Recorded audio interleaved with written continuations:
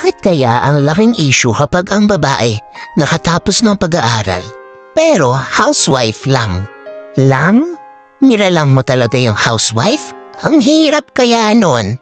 Kung magkakaroon na ng job requirement ang pagiging housewife, baka hindi mo kayanin. Dapat masipag, hindi marunong mapagod. Mahaba ang pasensya, hindi marunong magalit. Malakas ang katawan dahil hindi pwedeng magkasakit. Mabilis kumilos kasi maraming gawain. Matalino dahil may mga problemang dapat solusyonan. Marunong magkarpentero para hindi umasa sa asawa. Matibay ang damdamin. Nagpapatuloy sa buhay kahit nasasaktan.